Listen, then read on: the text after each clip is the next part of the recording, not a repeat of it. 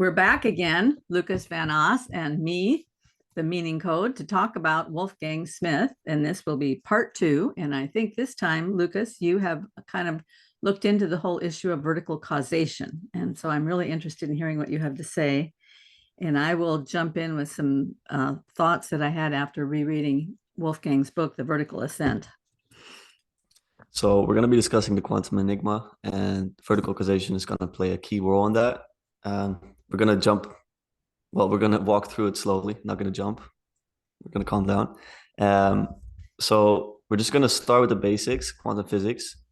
It sounds maybe a bit scary, but it really isn't. It's basically when you're speaking about energy and matter at the smallest level, so atomic and subatomic, that's when you're talking about quantum physics. So I think a century ago, we started to discover this realm of quantum physics, the smallest possible realm, and it really confused a lot of people, especially the physicists, because the laws of physics don't really seem to apply. So Newtonian physics, Einsteinian relativity, they really don't apply. Why do I say that? It's because you have quantum particles, or I don't even know if I can call them particles, that multi-locate. So they're at multiple locations at the same time, which is extremely enigmatic and mysterious. And with that, you also have a sort of non-existence of these particles, if they're not observed at least. So these are what some people also call probabilities. So there aren't actually, you can't pin them down somewhere. You can't say that they're one thing. They're more of a probability. And so the most beautiful So part. Let me ask a question about that, because this is something I always wonder about. When they call it a probability, are they saying, like they say it's either a wave or a particle, but is the wave just a visual representation of all the places the particle could be in this? Because particles are moving all the time. When Feynman talks about quantum physics, he always talks about particles jiggling. Everything's jiggling underneath. It's all moving all the time. So maybe in this jiggling, the particles are jiggling in this wave, and that particle is somewhere along that wave. And then when you measure it, oh, that's where it is on the wave. Is that what it means by probabilities? Or is it more like the particles are everywhere, and then there's just some sort of probability of where it is? I mean, that's the part I don't get. I don't think the scientists themselves really do, to be honest. But that's why I hesitate to call it particles, because say we're having this visual image right now of particles dancing right now. We are talking about physical particles. But what Wolfgang Smith exactly says is that they're really not. They're not existing. That they're between being and non-being, as Heisenberg would say. That's all the wisdom I can offer on it. I don't know exactly. More like potential. Yeah, potential, like Aristotle would say. So, but like I was speaking with Karen offline. Both of us don't really know what we're talking about. We're dancing through this thinker, and we really like his ideas. So, comment section, if you want to correct us, if you want to help us out, let us know. But this is what we understand thus far, and we're just we're making our way through it. But it's extremely interesting. So the part I found most interesting when I first discovered quantum physics, I'd say a year or two ago, is that, like you said, when you observe the quantum particles, you affect how they react, and then you bring them into being, you bring them into existence, which is completely enigmatic. Because walking a bit back to our last episode, we spoke about Descartes' notion of bifurcation, which basically says that the world consists of res extensa and res cogitans. So that means things of the mind and things outside the mind, basically. And it's also something to do with the metaphysics of Aristotle, which is like a subject-object duality. And both of them bring you to an idea that we are observers that are disconnected from the natural world. We can observe it and we're not a part of it. But in quantum physics, you really see that we're completely entangled in what we measure. So much so that we completely affect the outcome of the measurement itself. So this whole idea of us being separated from nature is directly falsified by quantum physics, and which is also why I think that physicists have been so confused by it, let's say. So that's the main premise. So this is the 20th century. People are really confused. They're trying to make sense of it with Newtonian and Einsteinian physics, and they've taken these theories almost as their reality, which not a great idea usually to take a theory as reality, because And the reason is that if you reduce the world down to nothing but these amorphous particles that are, then there's no meaning left. Everything is yeah, gone. But one of the things that you mentioned just there that really stood out to me, you said we are not separated from nature. no, And I've never thought about the quantum physics issue that way, because what that really does is take you right back into Barfield's thought that in very early humanity, and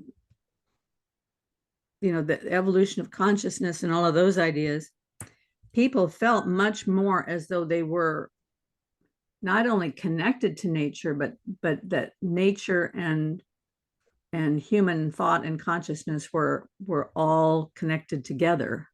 So there was more of a feeling of being a part of the world and not yeah. being a separate entity looking at the world. And why would you ever exploit yourself? Why would you ever? I love this line by there's this guy called Sadhguru. He's like he's a bit of a guru, and he says, if you finally understand that you're one with the world, you would never hurt it because you would never cut off your own hand, type of deal. Mm-hmm. So I think this thought has really uncovered a lot of, I would say, no, not uncovered. I think it's elicited a lot of bad behavior in that sense, because when you start to disconnect yourself from the world, you disconnect from yourself, basically. So Mm-hmm. you're no longer aligned with yourself or with the world at large.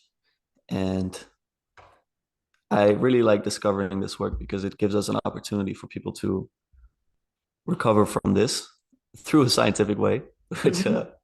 which I think is such a strength, because we kind of need this bridge right now to get Mm-hmm. back, and Wolfgang is he's a perfect person to offer us that. So yeah, I really like this notion though, being connected to nature, being nature actually. Um, I think what I should do, Karen, is share my screen again just to bring back the cosmic icon. Let's see if I can do that. Can you see my mouse as well or no? Yes. Uh-huh. Okay, so we're gonna go back. If you didn't see episode 1, I do recommend watching it because we're building off of a lot of that work, but we're just gonna repeat. This is the cosmic icon Wolfgang has introduced in his work. He doesn't invent this cosmic icon. This cosmic icon comes from the Vedic tradition from India and from the Platonic tradition, which again is not explicitly stated in there, but Wolfgang sees it as a part of it. So we have a circle right here and a line and a dot. The dot is the most important part for us, I think, because it's the aveternal plane. It's where all being comes from. In this realm, there is no time, nor is there any space. You likely have not experienced this realm yourself, at least not in this worldly existence, because Wolfgang basically says that if you want to attain to this level, it takes a lifelong celibacy spiritual quest before you get there. But this is basically where all being comes from. Now, going down, all of this is the intermediary plane. So between the dot and the circumference is the intermediary plane. We have access to this in our dreams, in our thoughts. When I'm speaking to Karen and we speak about abstract concepts, this is where we basically are. And the outside circumference is the corporeal plane. This is what we perceive. The world in our waking state is what it looks like. So colors, sounds, but also quantity. And very importantly, when we're talking about all these physicists, what they basically have done is reduce reality to something that is not even corporeal, so it doesn't even have the quality. It is only quantity, because to the physicist, all that is real is actually measurable. So what that does is it takes quality as something subjective and something that is not inherent to the world. Um, so why is this important for today's talk is because we're talking about quantum physics. And according to Wolfgang, I don't know if I can zoom in. You see my zoom in? Yes. Uh-huh. The quantum realm is actually not here. It's also not the physical realm, because the physical realm is like below the corporeal. It's kind of like a sub, um, yeah, would you say that derivative of the corporeal? The quantum realm is more outside of their circumference. So between being and non-being. And basically what Wolfgang says is he says that he resolves this whole issue of this confusion about the measurement that we make and the measurement bringing things into existence by saying that basically what we're doing when we measure these things is we bring them into the corporeal plane. So we go from the quantum, which is outside, into the corporeal by measuring. So the measurement instrument, or even the human eye, brings this into our existence. So we are completely responsible for doing this. And yet we study it as if it's something to be disconnected from us, but we cannot help but completely affect this experiment. So sorry, did you have something to say, Karen? No, but a lot of thoughts are passing through my head. So All right, can we go going. back to the video? Then we can let you speak for a bit. How do I go out of No, no, no. this? I want you to continue with what you're saying here because I think that's Okay, really important. okay, hold the thoughts. Hold the thoughts. Yeah. They're gonna be very good.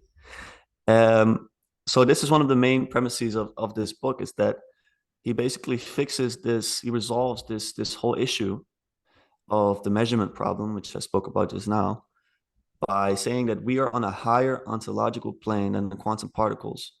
So whereas the scientists would say quantum particles give being, so basically you have, if you aggregate a lot of quantum particles, you have a table. Wolfgang Smith said, no, that's not true. They actually receive being from us. We give them being by observing them, because we are at a higher ontological plane. And the same holds true for going up here and going up here, because we also get being. We don't, like, you don't get a human being by just aggregating molecules and blood and skin. You actually have to receive it. But that we'll leave that for a later time in the conversation. Now, the form of causation that he says is necessary for this to happen is not horizontal causation. And horizontal causation is the causation that we are used to. So it is basically in time. So if I knock over my glass and the water falls on the ground, that is horizontal causation. My hand moved, it's in time, it's in space. Vertical causation is an atemporal event. And he proves this by basically saying that when we measure the quantum particles, um, when the quantum particles go from non-being to being, the time that passes is faster than the speed of light. And this has now been proven because in 2022, there was a Nobel Prize awarded for proving that quantum theory beats relativistic physics. And the main premise was, can causation move faster than the speed of light? And yes, indeed, it can. It took a while, but now we have this Nobel Prize to give some credence to Wolfgang's claim. So, main takeaways from the book: vertical causation and moving up into a higher ontological plane. So that's mostly what I want to say with this icon. And which book was that from? Quantum Enigma. Yeah, that's what he says are the most Uh-huh. important things of that book, let's say. But vertical causation is one of them, and we're gonna be speaking more about that later on, because Karen Yeah. So has a lot of basically, thoughts. as I understand the quantum enigma, what physicists always struggled with is this idea of why is it that strictly based on observation, things can change in the quantum realm. And there's Yeah, many experiments that have been done on that, the double slit experiment, there's a lot of things that are kind of peripheral to that, like the whole Bell's equality, all those experiments that have gone on. And what Wolfgang came up with, a very simple solution, is that in order to measure, you have to have some sort of measuring device. And the measuring device itself cannot be part of the quantum realm, because the quantum realm is just particles. They're all disconnected particles. There may be 14 different kinds of particles or 22 different kinds of particles, however you parse it together or apart, but whatever measures it, there has to be some sort of a device. Now, some scientists say there doesn't really need to be a device. There just needs to be some entity that they bump into, and then they come into being. Well, even that entity is one level up, though, because that entity is still more macro than the quantum level. So what was going through my mind as you were talking is I was rereading the vertical ascent from particles to the tripartite cosmos and beyond. And of course, he has his icon on the front there again. And viewers will remember the long discussions that Wolfgang had with John Vervaeke. And out of that, I think one of the things John Vervaeke took from those conversations was this idea of vertical causation, because now he actually uses that in his discussions with other people. And you said that in your conversation that you watched that video where John Vervaeke was talking about vertical causation and you heard him describe it.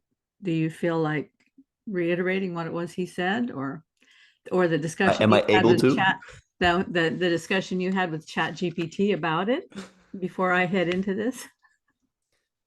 Well, John's explanation was like a John Vervaeke explanation, which I don't think anyone can really reproduce unless we pull up the clip itself. So no, I don't think I'm actually able. I will pull up the clip if you will. And while I'm doing that, I want you to talk about your conversation with ChatGPT about vertical. I'm going to discuss ChatGPT because I use this little bot for a lot of things, just to clarify some thoughts. But also, I think the chatbot actually gets a lot of things wrong, because yes, it certainly does. I see him equating, or him or her, equating the corporeal with the physical, for example, when he speaks about Wolfgang Smith's work. So I'm taking everything he says with a grain of salt. But I was just asking him, like, what is vertical causation? And so he explains it to me and it makes some sense. And then I'm asking him for examples, which I think really helps the viewer. And one of the examples he gives, I thought was really nice, because we've discussed this as well before. It's a biological example, because you were saying, like, how do cells know when to stop to form actual like biological parts? So why does my arm know to stop at 5 fingers and stuff like this? And ChatGPT basically says, to quote a very good thinker, that the blueprint for that is like a higher existence. So the blueprint is that which gives vertical causation, that which causes my 5 fingers to stop at 5. That's like, so the blueprint for the archetypal blueprint for my biological body is that thing which is in a higher ontological plane than my body itself. So the cells. Well, I mean, isn't that basically the Platonic argument of forms? I mean, the idea exactly that there is a unity, and that multiplicity is seeking its way into that perfect unity for each form, basically. Yeah, exactly. And it's a beautiful image for me. It's the same with trees. If you start to look at trees, you see all this variation, but at the end of the day, they share something inherent, like a blueprint. Like I said, some people call it an archetype, but there's something about that tree which makes it not branch off and do super weird things. Like there's something that makes a tree, and there's something that makes a human, and that has to be in a higher ontological plane. So, well, and I've told this story before, but I had a tree guy at my house one time, and he said, one of the things my husband likes to do is chop off extra stuff and put it in the recycling, so that he keeps the recycling bin full every week, the organics recycling bin. And the tree guy was saying, well, whatever you do, tell him not to cut off the top of the tree, because that's where the crown is. And the crown of a tree is what tells the tree what shape to grow. No Because way. every tree has a different shape. Some are more like an umbrella, some are more like a pyramid. And the variety of tree, the information for how that shape develops is in the crown. So if you chop off the top of a tree when it's growing, the Yeah. branches will get all confused and they'll start growing straight up, or they'll start growing wiggy Ah, woggy, and the tree will not have its natural, beautiful shape that it's supposed to have. So there's some entity inside the tree as it's growing, that the leading edge that's perceiving its way into the world, that leading edge is also sending information back to the tree as to how to grow. that's amazing. I'm just looking up crown of tree because I'm trying to like understand, but I see what you mean. So it's like the that base point where all the branches grow from. Well, So the no, no, top, no, no. I mean, the branches grow out of the trunk, but the crown, if you look at a tree at yeah, the top, the very top, yeah, if you chop off the top when it's growing, the leading edge, if you chop off the leading edge, yeah. the Okay, rest of the I tree got you. will not know how to grow. Wow. Now, the fact that they call it a crown is It's like rather the brain. interesting, don't you think? Yeah. It's, Yeah, exactly. I think it's beyond brain, though. It's more like the transcendent, Yeah, because it's beyond. yeah, the transcendent part of the tree that is somehow in connection with the form that the tree is supposed to be. And then that information comes back into the tree and allows it to grow properly. I just imagine like a materialist listening to this conversation being like, what are these people on about? The Christians are going too far.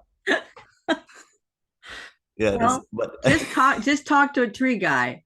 There's a lot of interesting things about trees. I mean, yeah. when you actually start thinking about a tree, like when I started thinking about trees going beyond just, oh, they're interesting and they're beautiful and all that, I started having thoughts of like, well, where does the substance of a tree come from anyway? It's just a little seed. Yeah. And even a sequoia tree is a very small seed, and yet they grow 1,000 feet tall and massive, all kinds of mass. So I started asking myself, where does all that mass come from? So I looked it up online, which you can do. I'm thinking maybe it comes out of the water that's in the soil, and maybe there's something, maybe somehow that takes up through the roots, it takes something up from the soil. Most of the mass of a tree comes out of the air Mm. because the air has carbon in it, Oh yeah, of course. right? And Yeah. so the tree Yeah. is respirating in that carbon, and then that's developing the mass of the tree. But if you start thinking about that on many different levels, pneuma, the air, and the Mm. all of that, I won't go into it because all these materialists that are listening will just freak out. I don't think there's any listening anymore. I think we lost them at minute two. Well, I have to watch myself because I don't want to lose the materialists. I mean, the whole point of doing this is so that maybe some materialists will ask some questions. Yeah. But that's one of the questions about trees. One of the other questions I had one day is, why is it that no matter how tall a tree is, that that the nutrients are still getting up to the top of the tree? How does that work?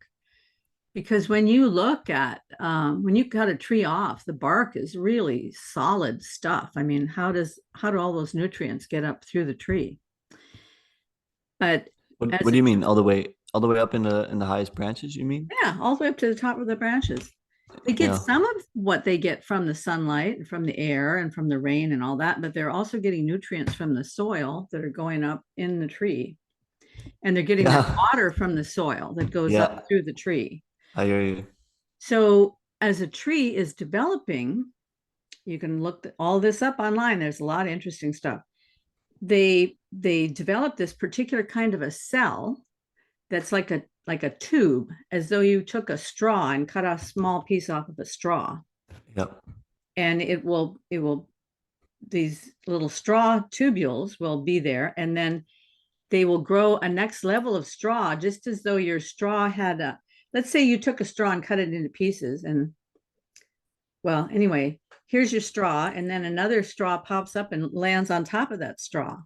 And so these little pieces of straw keep building on top of each other all the way up to build like little elevators that operate on, I just lost the scientific term for when you're sucking water up through a straw, the capillary action. So when the leaves dry out, they call out for water via capillary action, and the water goes up through this tubule to the leaf.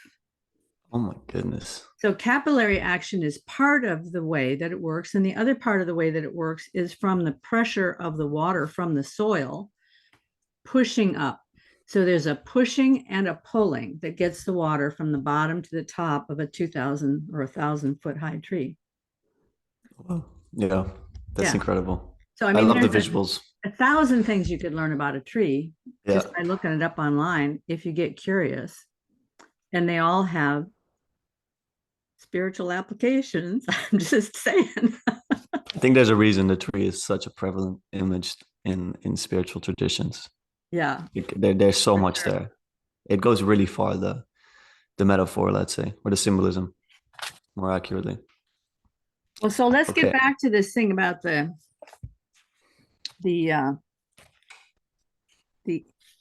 quantum enigma, the measurement problem. Yeah, we had the clip of then there's another problem that is that Wolfgang solves on this whole issue of the ontological planes, and that is the binding problem.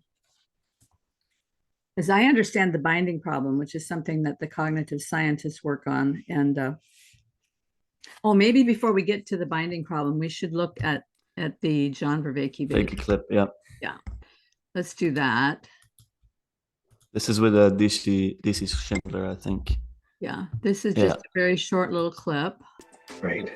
And so this is with David Schindler and Kenneth Lowry. John is talking. There was one last week on why we really have to bring back a vertical causation that is not just epistemic, but properly part of the structure of reality. Right. Itself. And so part of what tell me if this is putting words into your mouth or not, but I think what you're saying is, Kant presupposed that all we meant by causation is this horizontal relation where things are moving each other, because he's enmeshed within the Newtonian scientific Cartesian framework, and that all we mean by cause is making something move, right? And this and then movement, of course, is dependent on space and time. It can't be ultimate. Cause has to be locked within space and time, but then there's this other notion of cause, which is not making move, but bringing forth. I'm trying to. Everything I say can be assimilated into the movement thing, because we've been doing it for 4 centuries. But there's the notion of vertical causation that I've been trying to articulate with the axis of emergence and emanation, and the idea that there's a causation that is not like about how things move each other, but how things are present such that they are intelligible to us. Mm-hmm. I'm trying to go ahead. Yeah, well, I mean, one thing, Wolfgang Smith is a profoundly interesting. Part of Wolfgang's argument is the measurement problem, which is the measuring device has to be at a different ontological level than the thing it measures, because it has to have a kind of constancy and permanence to it that the flux below doesn't have. You can't measure quantum things at the quantum level. You need something that has a reality. This is his solution, which I think is the only viable solution to the measurement problem. So science is not only pointing, right, to this vertical cause, it's presupposing it in every act of measurement. Any physics that is trying to claim that only the bottom level is real is requiring on scientists at a much higher level right? Reading instruments and making measurements and talking to each other and making claims that could be true. And like, if that is all epiphenomenal and illusory, then it gives us no license for drawing conclusions about the bottom level. Like, there's a sense in which reductionism actually really undermines itself when it tries to get its epistemology, its ontology together. Yeah. No, and that's, I mean, in the end, that really is an incontrovertible argument. I mean, that absolutely, once you see it, you can't deny it. It's one of those. I thought that was I want to point out Jonathan Dumir's channel here. He doesn't have very many subscribers, but he finds wonderful clips and shares them. And that was a great find, because I wouldn't have watched that video probably, just because I'm so inundated with videos. I mean, I wouldn't have watched the whole conversation that Ken Lowry had with John Vervaeke, and I would never have seen that. But it's a really nice little brief way of capturing that for some reason the world is intelligible to us. Yep. How can that be? If it's all just particles, how can it be intelligible to us? And vertical causation is that which is bringing forth the unity out of the multiplicity. And the very act of using a measuring device is that the measuring device itself has to be something that is of a permanent nature and not in flux, because the quantum level is all in flux all the time. But the measuring device itself has to have a permanency, which I think is really lovely the way John put that. So the scientists, without realizing that they're undermining themselves, are presupposing vertical causation in every act of measurement that they do. And one of the scientists that Wolfgang discovered that really supports his perspective is this scientist, J.J. Gibson.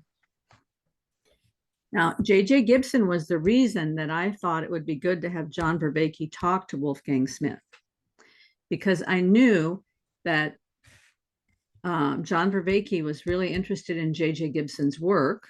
J.J. Gibson had two aspects to his work. One side of it was what he calls affordances, and John Vervaeke is always talking about affordances. And affordances, like he always holds up a cup, right? A cup affords me many opportunities. It's not just a cup.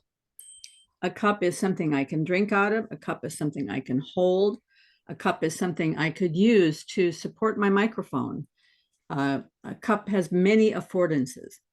And J.J. Gibson talked about that whole thing. And the cognitive scientists have really taken up a lot of the empirical research that J.J. Gibson did around this idea. But Wolfgang Smith happened on J.J. Gibson's work, where he was exploring. He had actually been hired by the Air Force. Well, it was a very fledgling Air Force back in the day when planes were kind of a new thing. And it was during the war when they were trying to figure out how to find the pilots who had good enough visual perception to land one of these planes on top of an aircraft carrier. Because it turns out it's not an easy thing to perceive where the right spot is on the aircraft carrier to get that plane to touch down. So they had to figure out empirical tests that they could do with these pilots to figure this out. And J.J. Gibson realized that perception is not just inside, that visual perception is not just inside the head, that the visual perception actually depends on the object that you are perceiving. And I know that to most of us, that sounds like, well, duh, of course, you know. But a lot of scientists have this idea that there is no actual object there, that it's all just these particles, and that we've sort of learned to navigate our way around the particles. But J.J. Gibson spent 30 years working on this concept that when we see an object, that object is actually there. And he did a lot of empirical work around that. And it made Wolfgang really happy when he discovered J.J. Gibson's work. And so he quotes him quite extensively. There's a whole chapter in this book called The Mystery of Visual Perception. where he's talking about Gibson's ideas. And the problem is this stuff just goes so deep. It's a little hard to explain, but I'm going to read a little bit from the book, and then maybe we can go back and talk about what is being implied there. So this is from page 131, if any of you are reading along in Vertical Causation. Events are perceived, Gibson assures us. And to enable us to comprehend this prodigy, he goes on to point out that there is no dividing line between the present and the past, between perceiving and remembering. Now, this is very deep and tantamount, I take it, to the ontological fact that the present is not a part of time, as Aquinas declares. What is it then, that elusive present? It proves to be none other than what the scholastics termed the nunc stans, or the now that stands. And where else in the final count can the perception of events take place than in this nunc stans? Herein, then, in this very recognition resides the key to the enigma.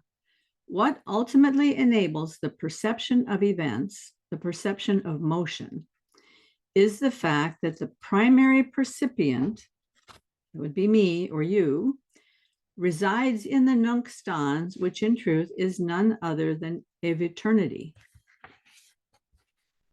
So we talked about this a little bit before we came online, that the now is always past.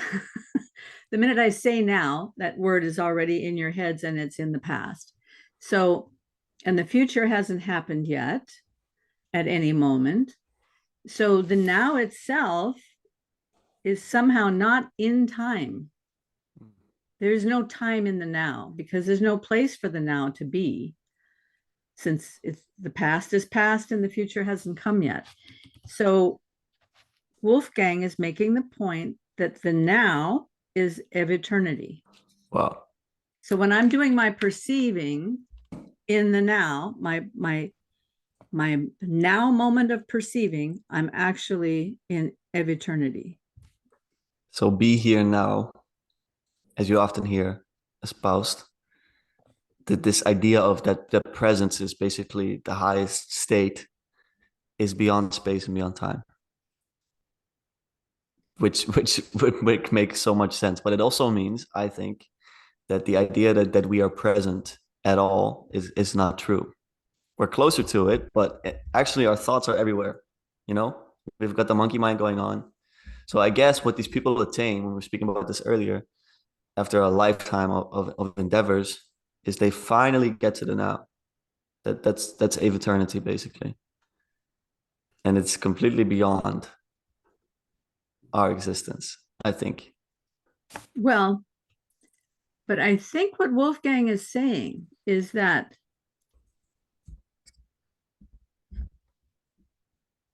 he talks a lot about the Indian, the Vedic way of thinking, and of course the Christian way of thinking.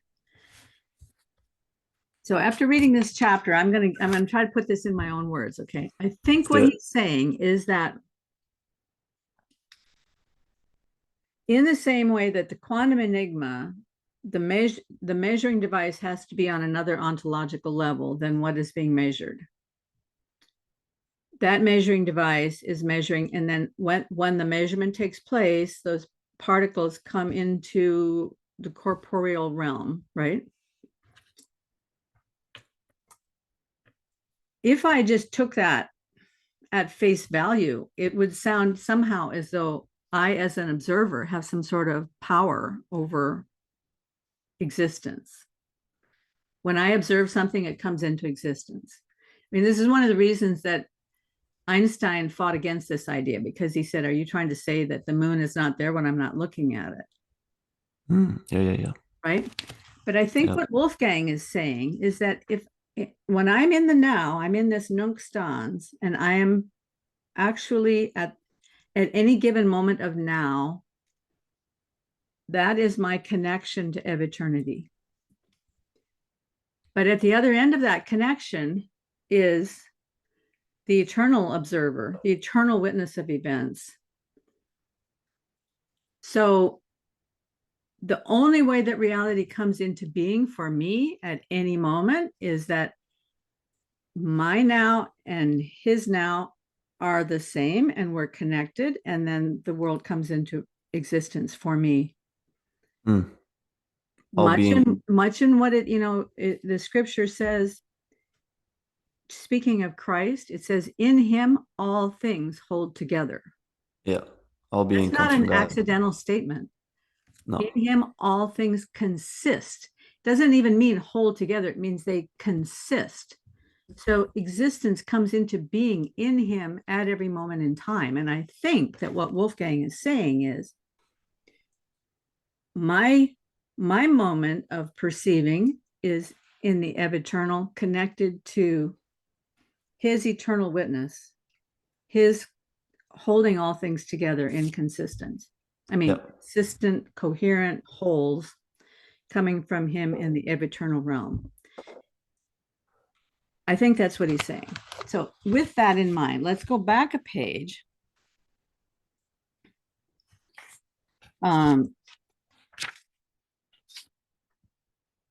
He says,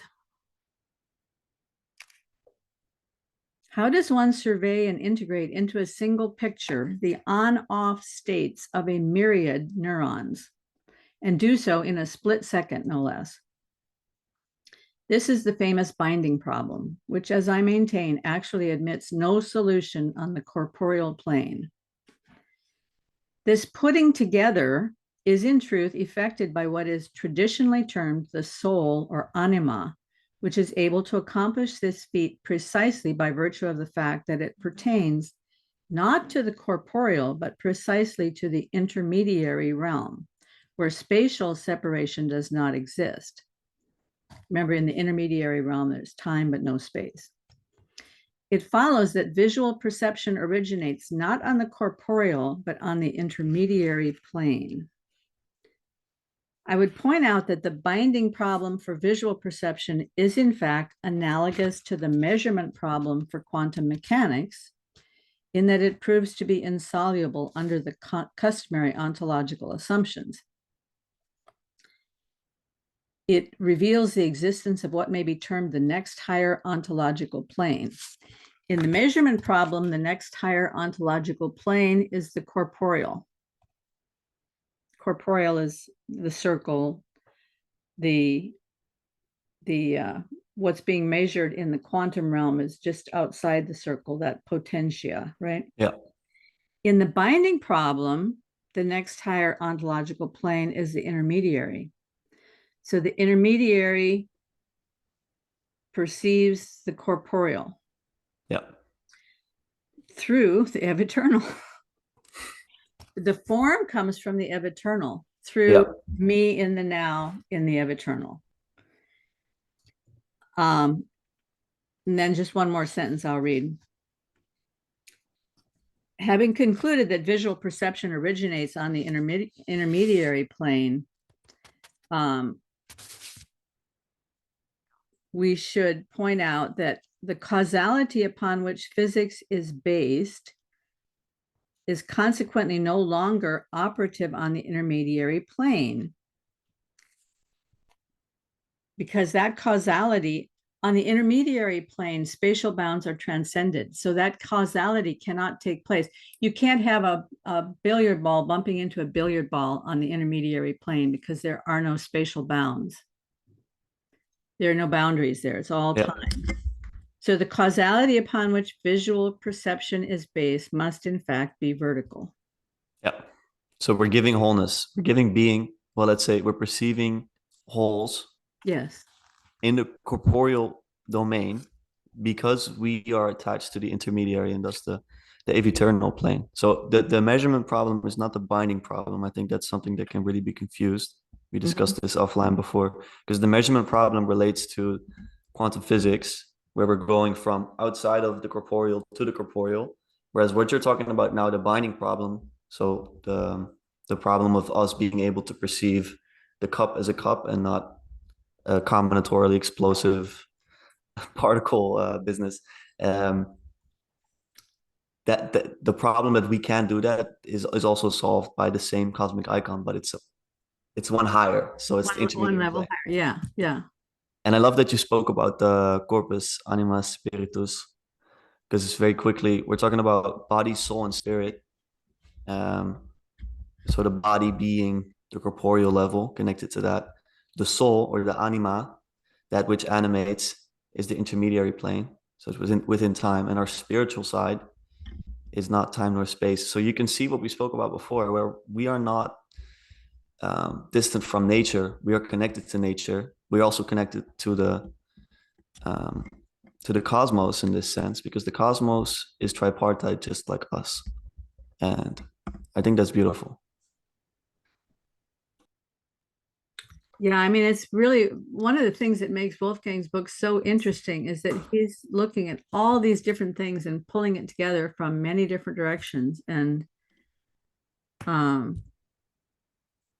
mean, I'm sure that there would be many that would accuse him of, he has a particular point of view, and so he's going around searching for things that will present, support his point of view. Yeah.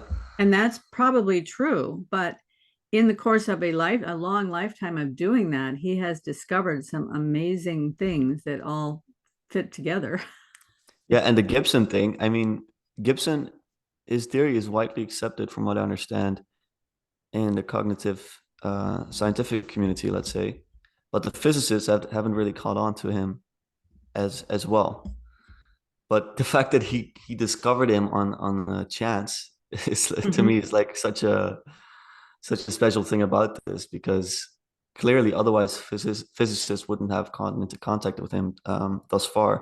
And I think right now it's important to present this theory of ecological perception to people in other domains as well, because I'm thinking also about metaphysicians who for example, metaphysical idealism. I don't know if you're familiar with Hoffman and Kastrup. I have listened quite a bit of Kastrup. I don't particularly like Hoffman's ideas, so I don't listen to him. I'm not sure actually. I don't want to misspeak because I think Hoffman's theory is like we are in the simulation. We take off the glasses and we're, stuff like this. But to focus in on Kastrup, he's a metaphysical idealist, and I'm not sure actually. I've tried to message him about this. I don't know how he squares Gibson's theory of ecological perception with his metaphysical idealism, which basically says that it's all mind. We all consist of mind. I really wonder if he can square that with that, because I must say I was impressed with Kastrup speaking with Vervaeke. I think he did very well. He was on Kurt's channel. I wonder if it fits into his idea, because he does say all is mind, so he reduces everything to consciousness. I don't know if this interferes with Wolfgang's work. I don't know what you think about that. Well,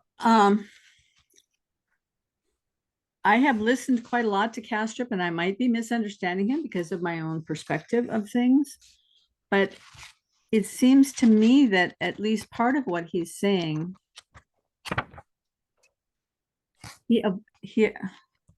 all these people are very careful when they say certain things.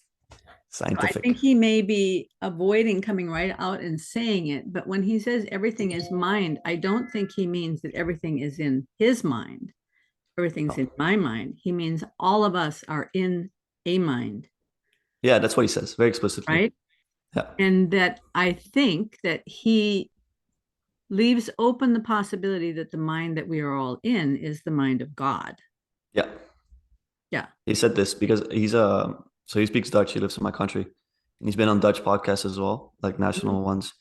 And he says he kind of avoids the term God, but he doesn't have any trouble with it. Like he can go to church as well and experience it. So he doesn't have issues with it. But I think he just doesn't want to alienate people, to be honest, because he's such a scientific guy. So yeah. Well, I mean, because like you said, the minute we start talking God, we lose 80% of our audience. Right? So I can totally understand why people avoid using the labels that are, especially start using Christianese, because then you lose everybody. I mean, for sure, it doesn't really communicate to anybody. No. It doesn't really communicate to me. So, yeah. So going back to J.J. Gibson and this whole issue of, visual perception, there was something that you just brought up there that I said if it would square with physicists, metaphysics of others. Not sure if that helps.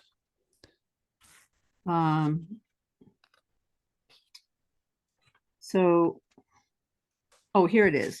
The gist of what Gibson discovered in the course of his painstaking research, which was designed to reveal how we visually perceive, is that this perception is based on what he terms the pickup of invariance from the ambient optic array.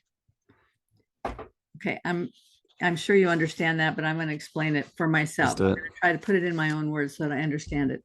The pickup of invariance from the ambient optic array. Here's my ambient optic array out in front of me. It's all moving particles. In that optic array, there are some that are invariant. They're invariantly cohesive. So I'm looking at a microphone, I'm looking at a bunch of Post-its on my table, I'm looking at my keyboard, I'm looking at Lucas on the screen. These are invariantly in the optic array. And that's what I'm picking up when I'm perceiving. Well, in order to be invariant in the optic array, there's something holding you together. There's something holding my microphone together. There's something holding my keyboard together. That's why it's invariant in the optic array. Well, that made me think a lot about Esther Meek, and she did a lot of her work based on the work of Michael Polanyi. And Michael Polanyi had this idea about knowledge that there is a kind of tacit knowledge that is subsidiary focal integration. And what that means, yeah. It took me a long time to figure that out. Okay. But it's really very simple. Subsidiary is that which is kind of peripheral. Focal integration, integrating it into a focus. So when you're learning something, there are, or let's put it in the terms of Ian McGilchrist, when he talks about the two different hemispheres. Yep. And he sometimes explains it in terms of why there have to be two hemispheres. You have a bird, and that bird is trying to get that piece of grain, separate that piece of grain out from all the pieces of gravel on the road. So the bird has one kind of focus that's very targeted towards that piece of grain on the road. But the bird also has to have another kind of focus that is peripheral, what's going on all around the bird, so that they're aware of where dangers might be. They're aware of what they have to do next. They're aware of what they have to do with that grain. For example, that bird might be picking up that piece of grain to go back and feed it to their babies. So they have to be careful not to swallow the piece of grain themselves. So they have to think about that. And maybe in order to make the grain palatable for the babies, they've got to gum it up and get it soft and then feed it to the babies. So they have to be thinking about that. So there's many, many different things that are subsidiary that have to be integrated into a focus. Yep. So there's two kinds of focus. There's the targeted focus and there's the subsidiary focal integration. Well, doesn't subsidiary focal integration sound a lot like the pickup of invariance from the ambient optic array? Yeah. I think they're very similar things. And the thing about the reason that that's important to me is that the way Esther Meek kind of takes Michael Polanyi's ideas is that this kind of knowing where our nous is open to the world and we're receiving what the world is giving us makes knowledge a gift that's coming from outside of me. So everything that there is to know is basically on offer to me, outside of me, and it's on offer from a loving giver. So why do you say loving?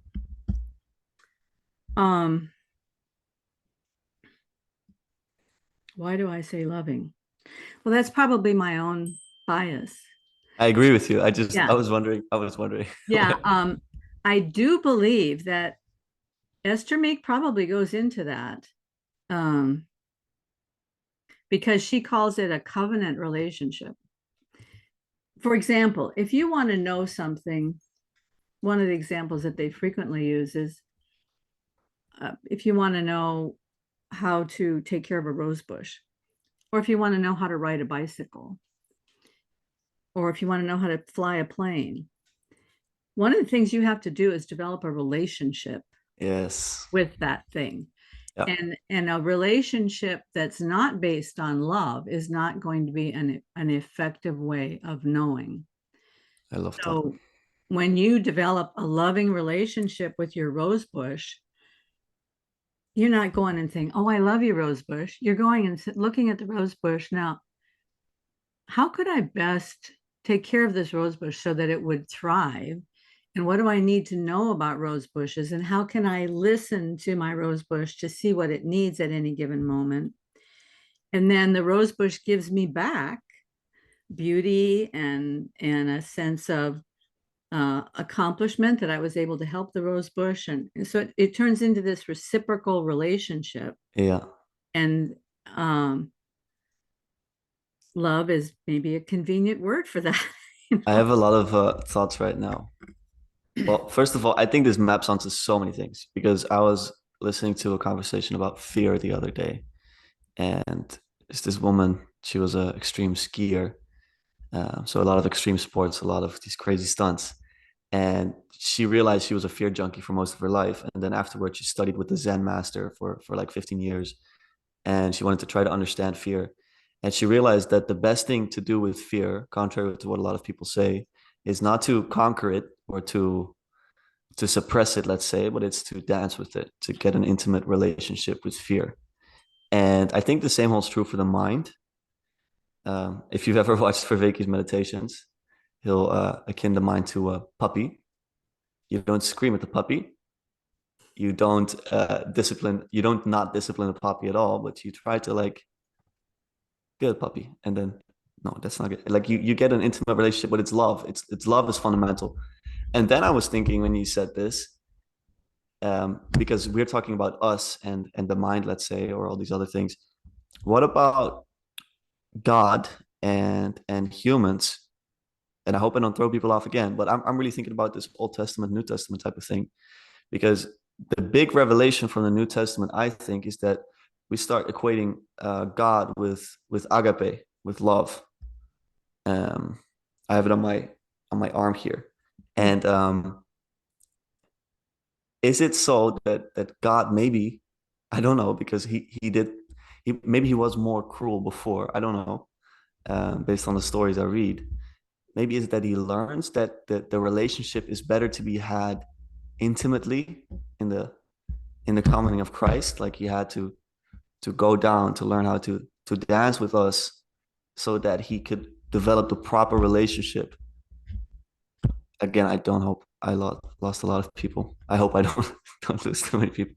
Well, I mean, I want to throw in a little bit of a challenge. Oh yeah.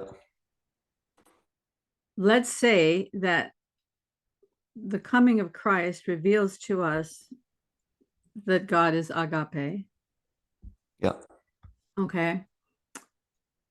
And one of the reasons that Christ came was to reveal to us that God is agape.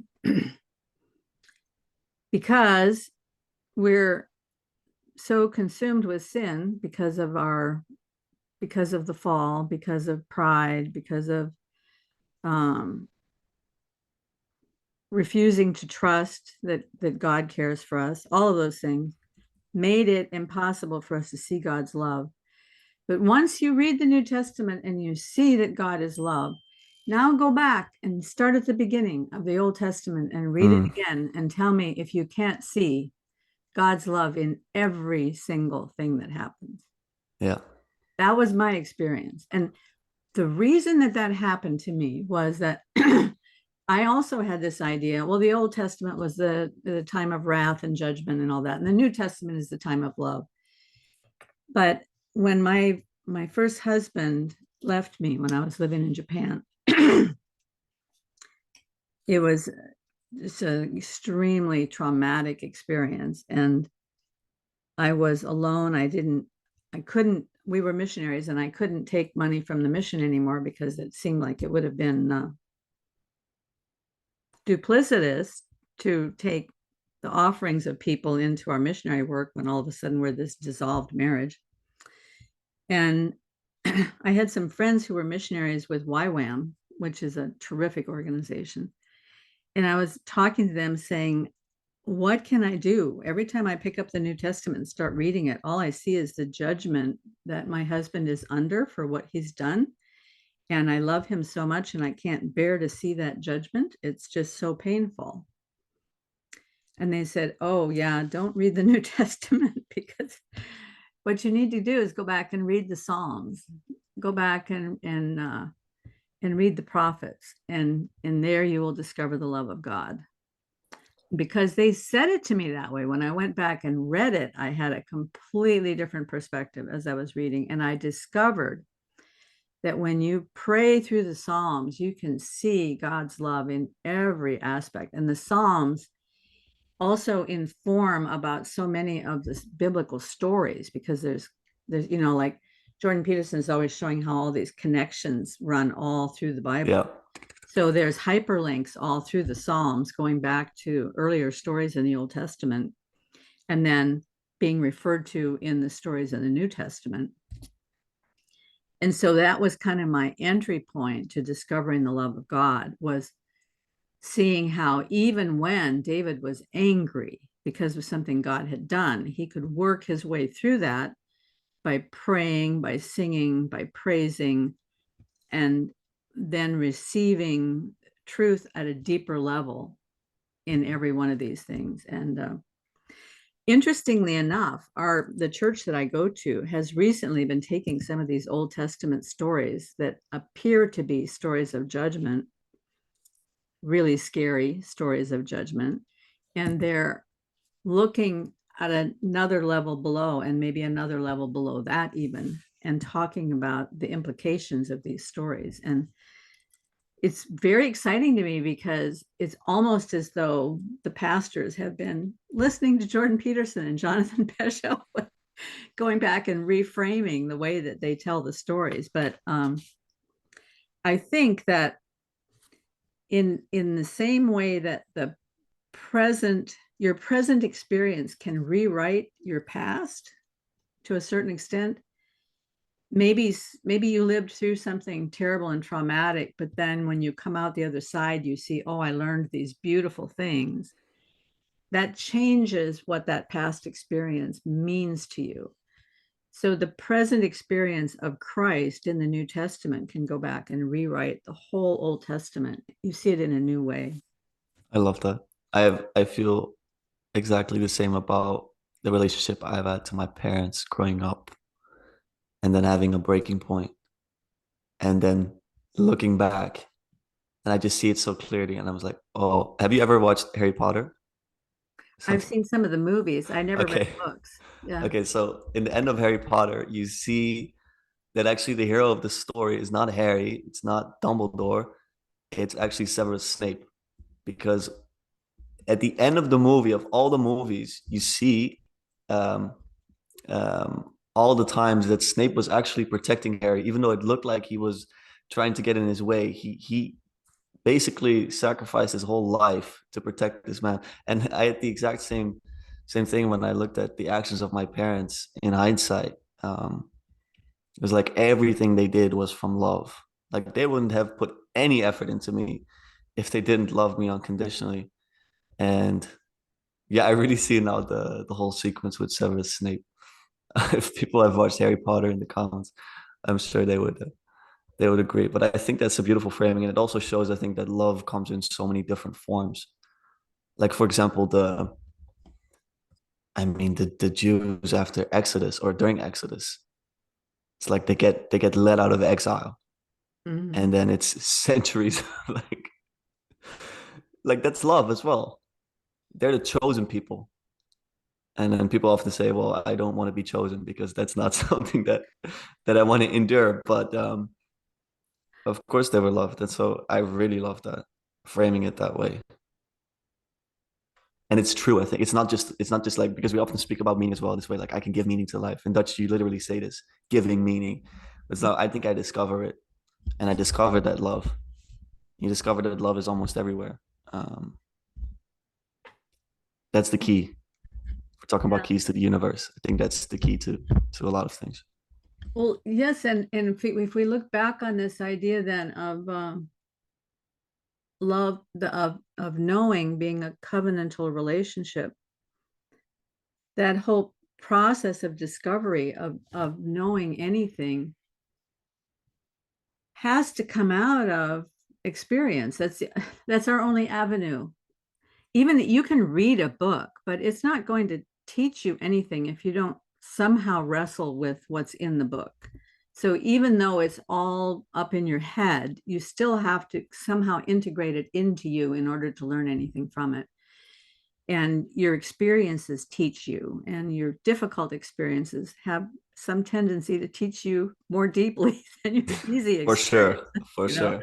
Those are the best ones. So that whole aspect of knowing, becoming this covenantal relationship with what you are beginning to know, that works even when the process of knowing is in the midst of a difficult season. Like when Jordan Peterson talks about the hero's journey and he falls into chaos, and you're out there in the chaos, and maybe there's something I need to learn in here, but in order to learn it, like that woman you talked about, you have to do that dance with what you're afraid of. You can't just run the other direction. You have to move into it and grapple with that fear that happens when you're in the chaos, and that's how you learn from it, right? Yeah, and I think it's also thinking about the struggle.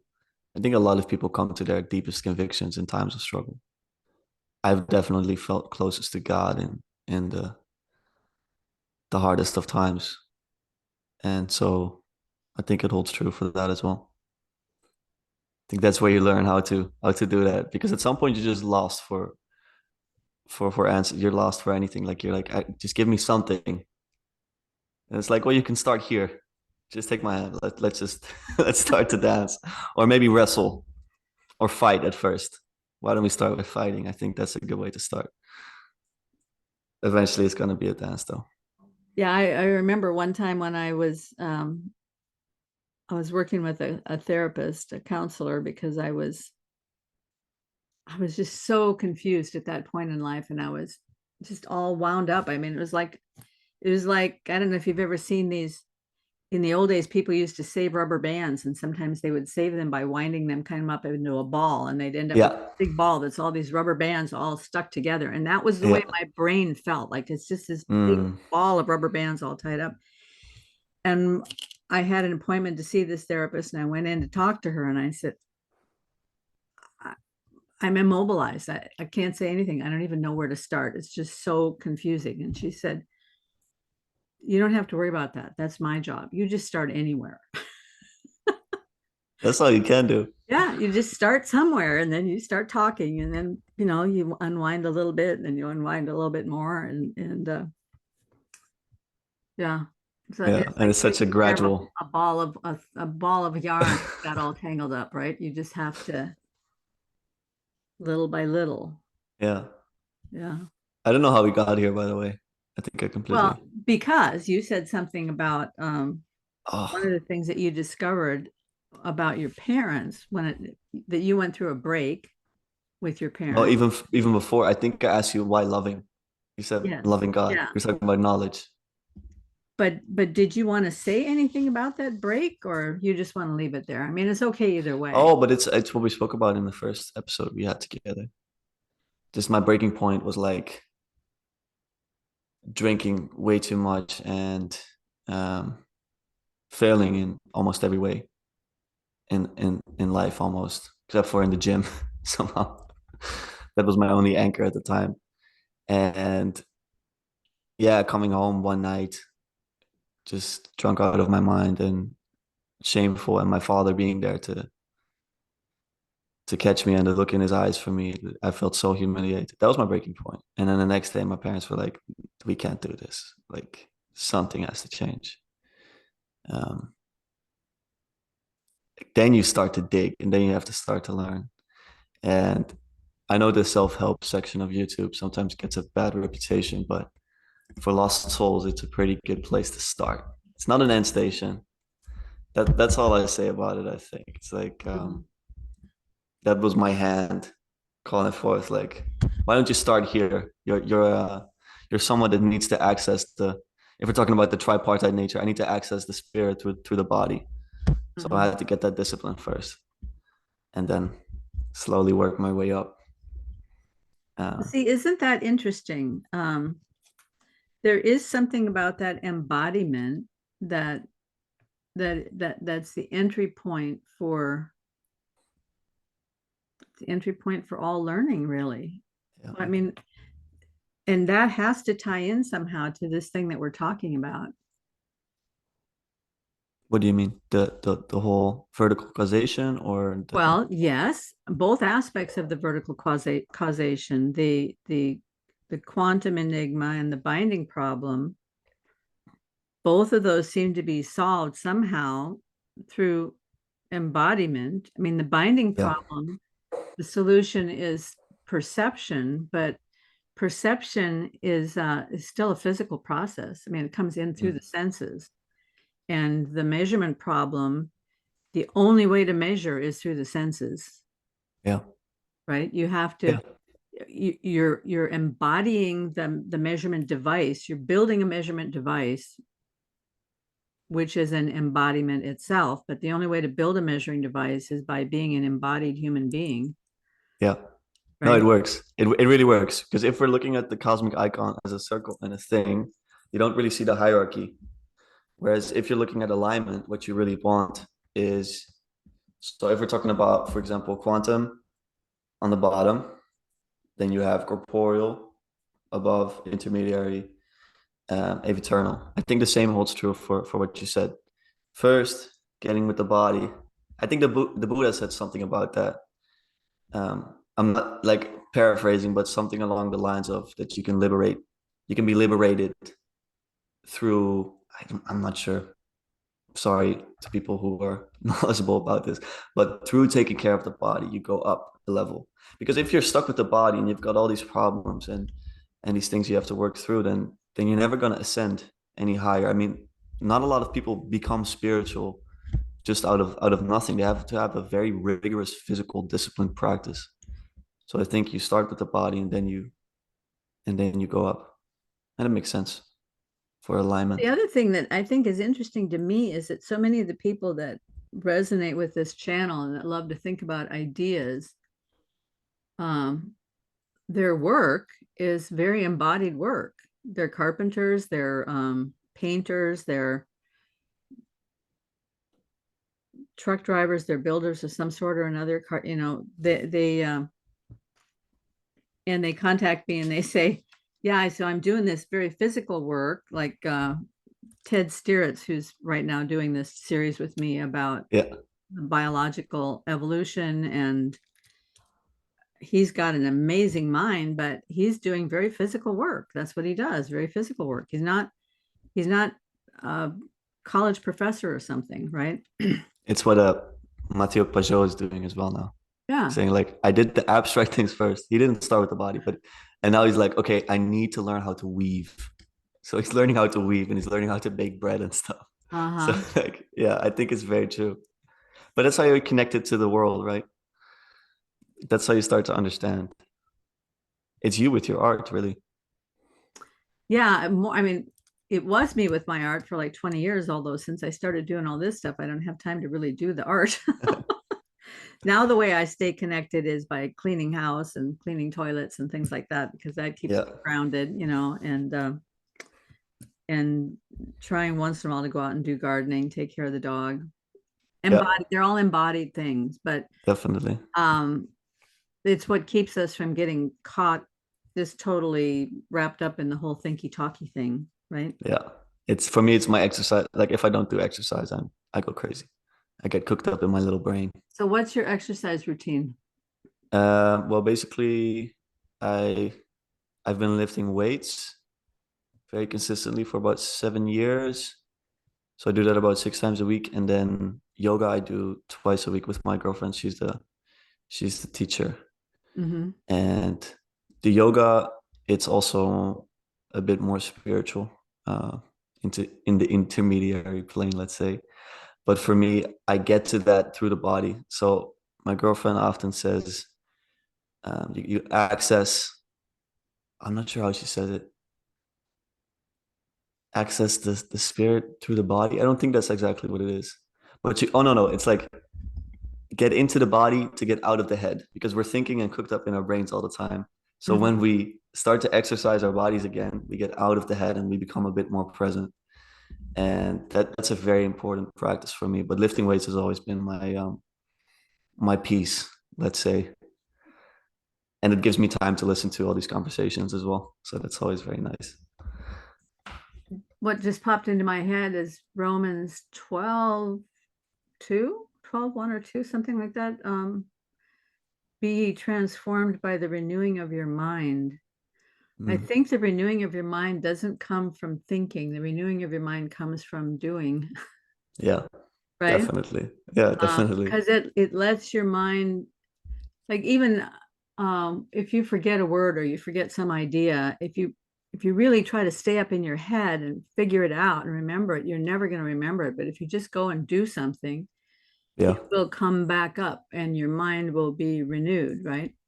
yeah. So I do think that the physical world is really important somehow to our essence as human beings. Oh, for sure. And I don't like that the idea nowadays is that like thinky people, they don't do anything with the body. Like the stereotypical scientist is like a nerd with glasses, very skinny, whereas and philosophers as well, to be honest. Whereas Plato said that every philosopher should be an athlete, and I think that's really how it should be. It makes a lot more sense to me. Mm-hmm. It's cliche, but like healthy body, it's a healthy mind. And really, I think it's true that you need to get with your body to start to align with your spirit and Okay, your you're soul. inspiring me. Karen, I must say, I cannot believe, because when I first came across your channel, I thought you were maybe in your 50s. And I really don't I think understand, the screen is very friendly. I do. because I'm really confused. Like, what did you do to look so young? I don't understand it. Well, I mean, if you had a close up, I wouldn't look all that young. But what did I do?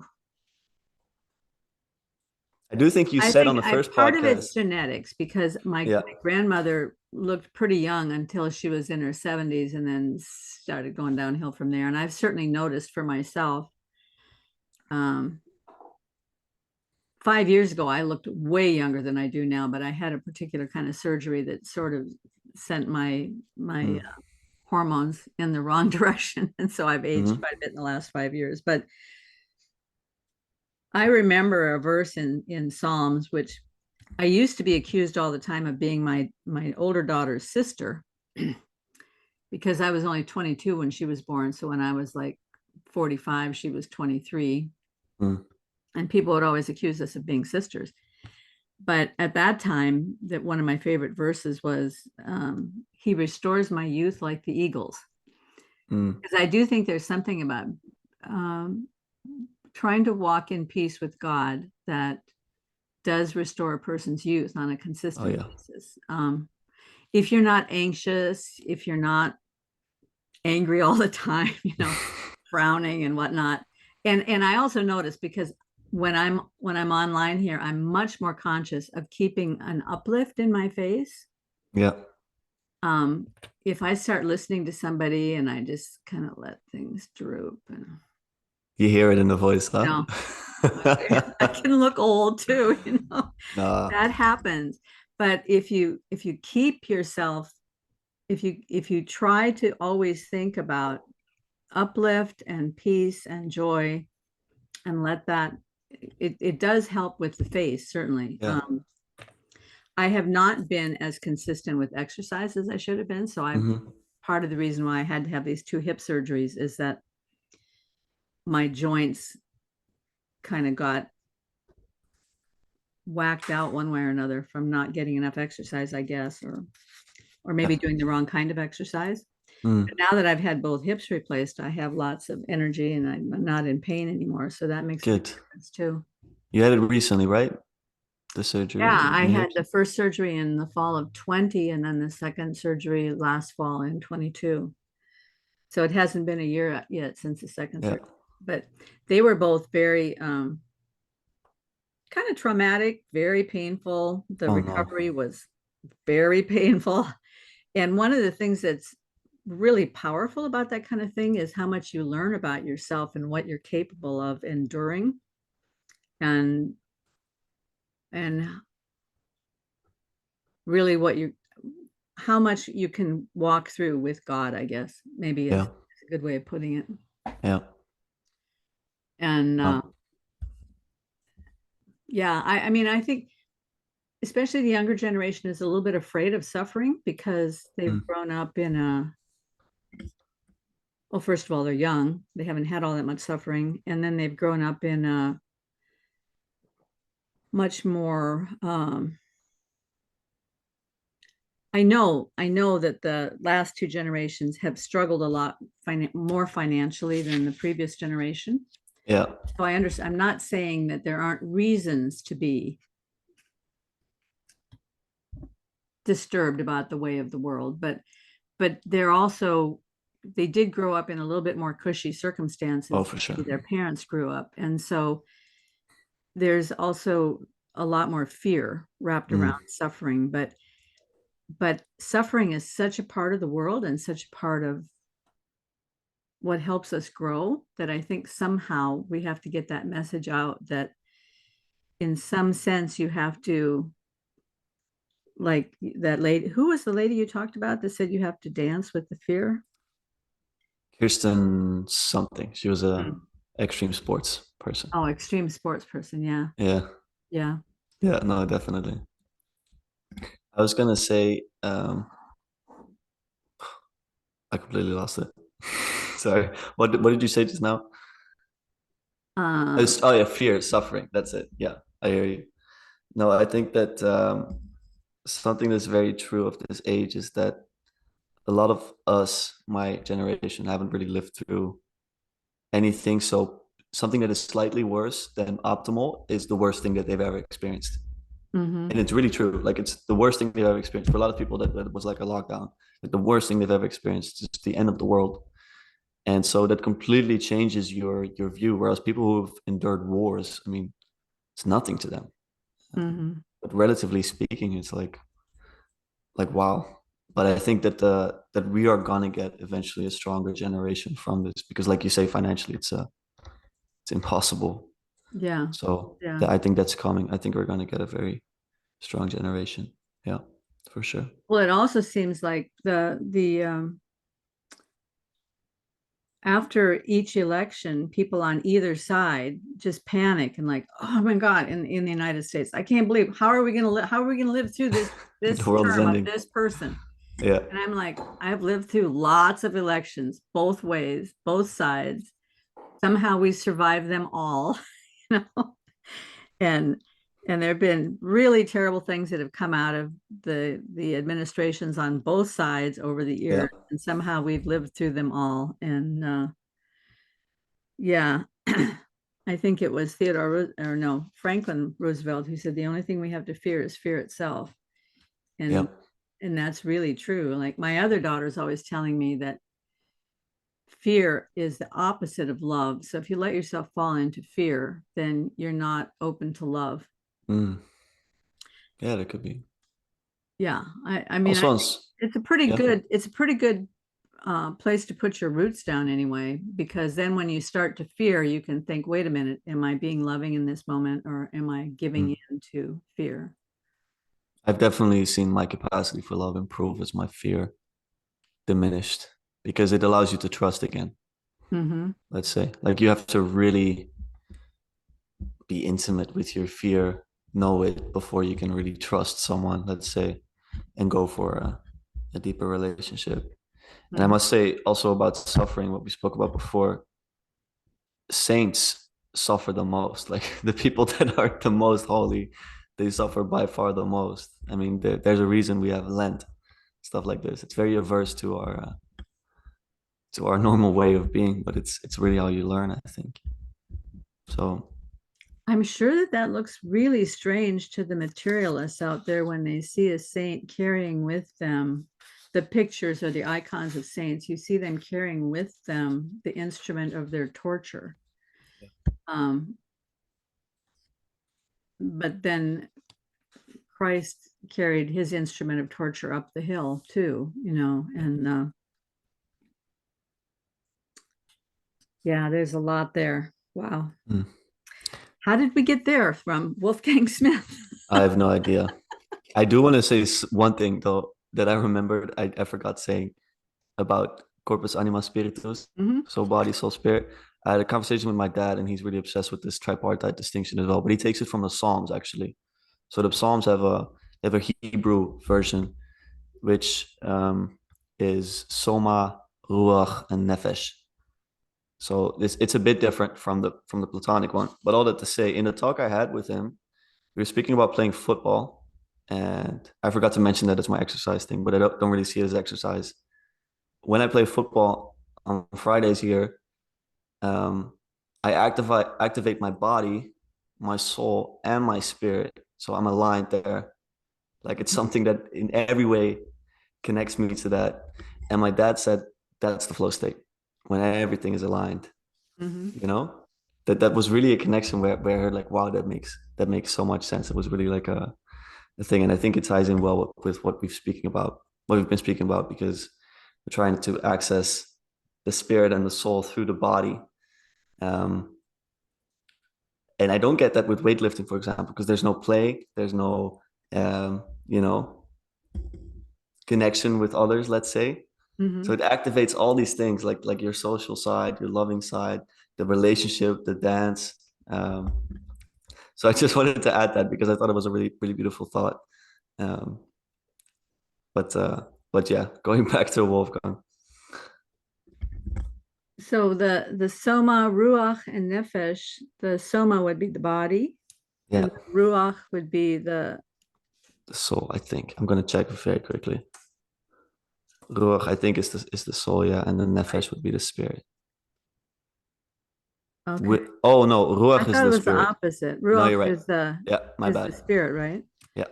Because ruach relates to pneuma, like air. Ruach means air or breath in Hebrew, I think. And then the nefesh is the soul.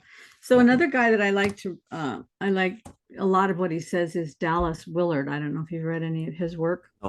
No. He has a book called The Divine Conspiracy, and I've heard the name of the book. He was a teacher of philosophy and also a thinker on a lot of theological issues, and he liked Edmund Husserl and his ideas. And so a lot of what Dallas Willard has came up with, he's passed away now, was out of his thinking about Edmund Husserl.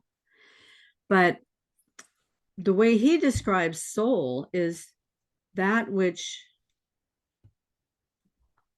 brings about integration in the entity in which it resides. So in that sense, even a plant has a soul. Yes. There's something that integrates all the different parts of the plant into one entity. Yeah. And that's the soul of the plant. Oh, that's beautiful. But does it apply to us? Could you explain that example? If you go from the there's something in us that integrates every aspect of us. I mean, every cell in my body changes at some point, and over the course of 7 years, all the cells in my body are new cells from where they were before. Some parts of my body renew every week. Yeah. And the me that I was when I was 1 year old is completely, in many ways, different than the me that I am now. And yet there's somehow some way in which I am identical to that me that I was when I was born. And it has to be beyond the corporeal, right? Exactly because of what you say. Yeah, it has to be.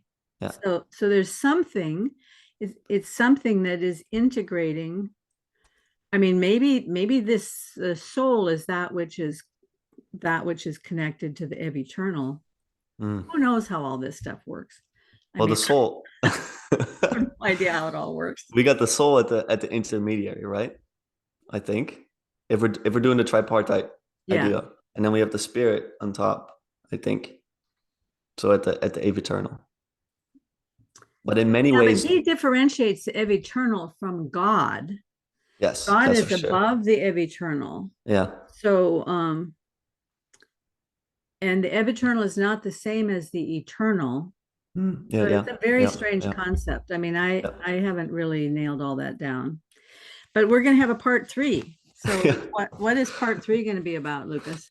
We're going to be speaking about science and myth. This is a book he wrote, really trying to explore how science is a myth and has become our myth, has become the story through which we live. And yeah, basically the idea that we spoke about before, where the map is not the territory. We explore the, I would say, implications it has, the consequences it has on the society at large, how we can get out of it. And I think we'll have a lot of meanderings along the way. So I think, Karen, this has been like the messiest one, but it's the one I've enjoyed the most thus far, because I've had so many thoughts pop up. Like I still have 10 things I wrote down that I wanted to speak about, but I've loved it the most. So thank you. Well, keep those 10 things on your notepads. We can talk about them next time. I don't want to lose it. Will do. Thank you so much for your time again. Have a wonderful week. It's been really great, Lucas. Thank you so much. Thank you so much. See you soon. Bye.